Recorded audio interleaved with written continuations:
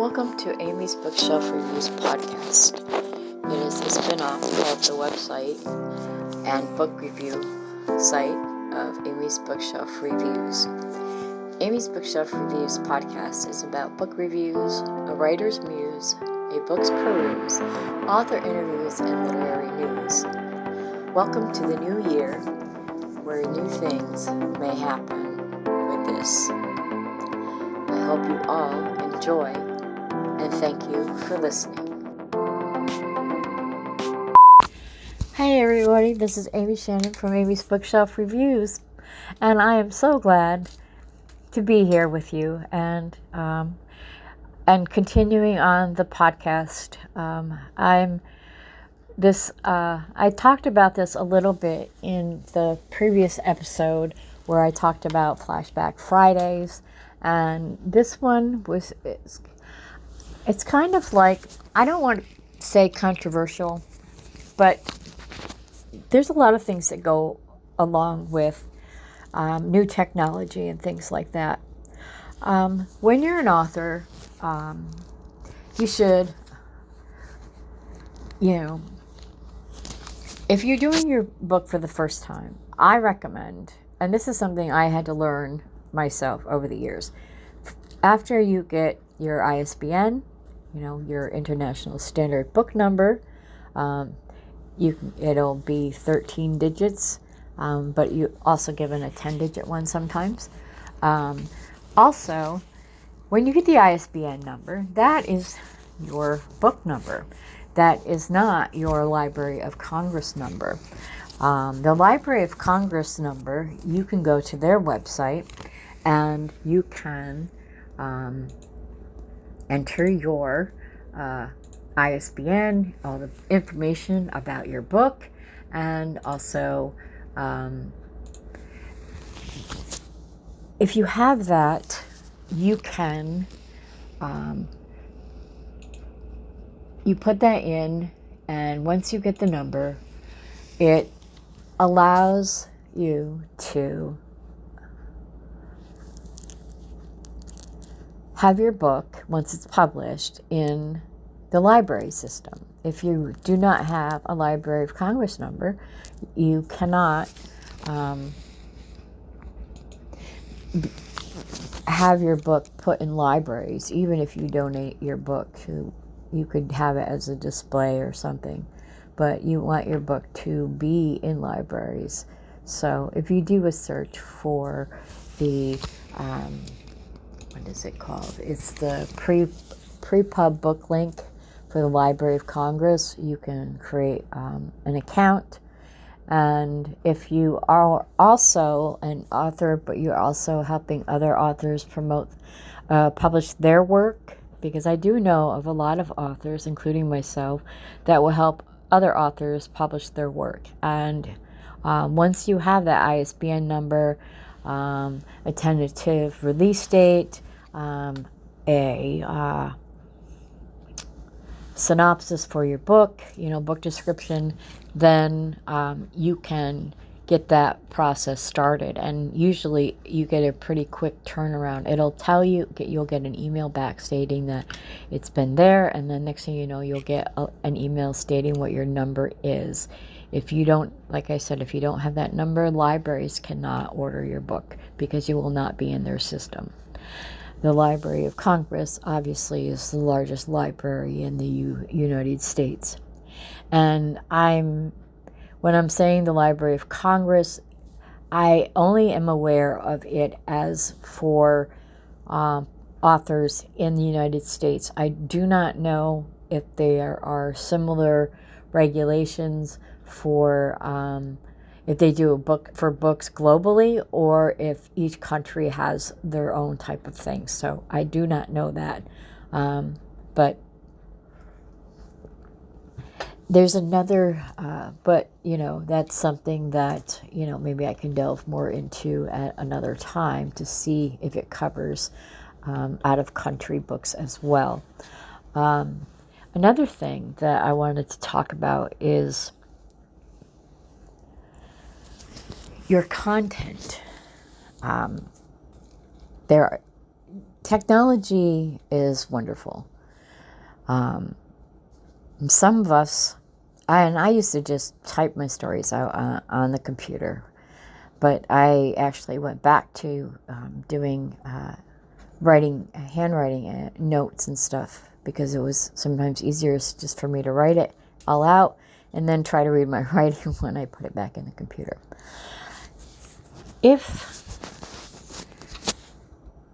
I have seen a lot of things going around about artificial intelligence, or we know as AI. Microsoft has their Copilot. There are also other AIs with, of course, Apple or Google, or even Adobe, in like using Photoshop or using Acrobat. So I wanted to kind of dive into that as well. When they started talking about AI, at first they were talking about, oh, we can use AI and we can pretend we are a famous celebrity author and write a book only using AI, or rewrite a book that has already been published by another author and pretend to be that particular author. Obviously, and I hope it's obvious, that is unethical. I think it's very important. If you're going to write a book, you should be the one to write your book. Or if you use a ghostwriter, don't use AI as a ghostwriter. I've seen software when I was looking for AI to do something else for me, to help me with more with helping creating short videos and things like that. I found an app that you can say, oh, this is what I want my story to be about, and then AI will write it, and then you go, there you go. Well, what's the fun in that? And number two, you're not the one that wrote the story, you just came up with the idea. You know how many people come up with ideas on how to on what to write a book, but they actually do the work to do it? Using AI is not a writing shortcut. It's to me, it's cheating. That's my opinion. So if you disagree with me, fine, put it in a comment. I could discuss this further. I could discuss this in my next episode of Sit Down with Amy Shannon, which is my live stream on YouTube on the first Saturday of every month on YouTube at 6 p.m. on my YouTube channel. And of course, as this podcast is on Spotify, it also does the audio streams on YouTube as well. But, there are things that AI can and can't do. Some of the programs, they have, I'm picturing something in my head and I can't figure out. I use some of it for graphic designs, or just an idea so that I can create something. When you have something in your head, but it's hard to, and I'm talking about like a graphic design. You have something in your head, but you're trying to figure out how to put that wherever you want, like in your design. So you plug in these keywords and then it pops something out. Now, sometimes I think it's pretty funny, because of what I put in and what is a response is like nothing I pictured. And then other times it's just gorgeous. If I find an AI created image that I created, I always update it or only use a little bit of it, because there's some things that I still can't draw on paper. But I'm really liking going into designing advertisements and book promotions, and I'm learning a lot about being able to do that. And there are also restrictions with that, certain ones. I don't know all of them. Some have have restrictions about certain things. Like I tried to type in, I asked Copilot if she could actually, she could actually, I described a woman and I wanted the woman holding a gun because I was looking for to update my, a book cover of mine or doing an advertisement for it. And she could not do that because of the asking of the word for the word gun. And there's also Adobe, either Photoshop, you can generate certain things. I haven't tried having them use like weapons or use those as keywords, but I have sometimes when I am reading a book, I might want to get an overview of what the story's about after I read it, or if I forgot characters. I do use AI sometimes in Acrobat Reader, but after I've read it or listened to it on my computer. I like using PDF files for my reviews so I can have my computer read them to me, because sometimes my eyes get tired. And then sometimes I use it just to, okay, tell me which characters were in here. Sometimes it's hard to keep track even though I take notes. So you can use these for a lot of ethical things, and I don't use them to write a review. That would be wrong because, I have to read the book and give my opinion, not have the AI give an opinion of the book. So anyways, when I do that, sorry, I had to pause to let my cat out of my room. But, there's good ways to use technology, and there's ways that, sure, you can make $1 million by having your AI write best-selling novel ever. To each their own, but I think you're cheating your readers, because a reader could say, I want to read a book about John who likes to collect cats. And the AI could write a story about this man named John who likes to collect cats. I don't know where that came from, probably just because my cat was bugging me. But, technology can be good and it can be not so good. And even now, or even if you go back to 20 years before there was Google, when Amazon was, in the process where Amazon was starting out, it started out as a bookstore, online bookstore. And then obviously it grew from there and keeps growing. Google, same thing. Microsoft,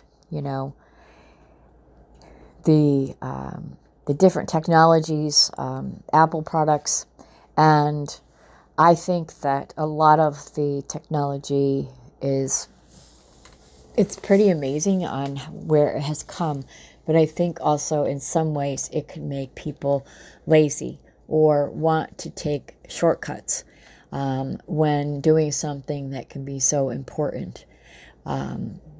If you are writing a book and you're an author and you've put in years of writing a story or several stories that belong to several characters, and then have somebody just do the similar thing, but within 2 days they have a full book because the AI wrote it. That's just, I don't know. I personally feel that is wrong. To me, it's like, yeah, you're cheating. You're copying someone else's work, and calling it your own. Even though it's an AI writing it, you are still taking their work and pretending that it is your own just because it's your idea. A lot of people can have the same idea. If you watch movies that come from a certain era, they have there's sometimes a lot of movies that they share the similar kind of theme or something similar within the same year or two, because that's the trend of the movies. Like you might get one where there's several natural disaster movies all coming out at the same time, and some of them are really good and some of them are B-list movies. And I must say, just as a side note, I like some of the B-list movies that nobody else knows about, because I do searches and I dig deep down because I want to see what makes that the B movie and why it didn't do so well. And sometimes I enjoy it and sometimes I can't watch the first thing. It's like, oh, I've already seen this. And that's how things are. You can have an idea and someone else can have an idea. Or a lot of people take ideas from what's happening in real life and then they make it into their story. If you take someone else's work and you're not citing it, you're calling it your own, that's plagiarism. Obviously, you should not steal someone else's work. It's unethical.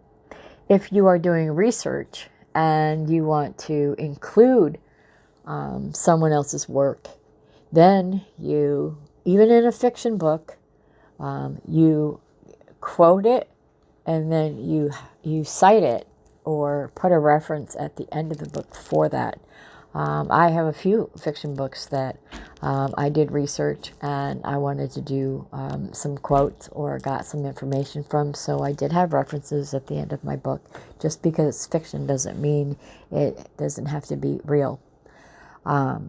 So that goes with that. It's like people think that piracy, making copies of movies that cost money. When you are plagiarizing an author's work or stealing their work and sending it out for free without the author's permission, and I'm saying without permission, and I have found a few of my books because I did beta readers and they decided to put my book for free on a site, and it took me forever to get it off because I wanted to publish the book on Amazon or something, and Amazon caught that it was on another site, so they actually were able to handle that for me. You're taking money out of my pocket by doing that or doing that to any author. I have also, and I don't make a lot of money because I don't promote my work as much as I promote others. And sometimes I do stop and take a break and say, okay, yeah, I'm going to promote my work, and I look for different ways that I can do that is inexpensive. But hard work is hard work. When you write, it's coming from your brain, it's coming from your imagination, sometimes it goes right from your brain to your fingertips, so much that you couldn't even tell the story out loud until it's written.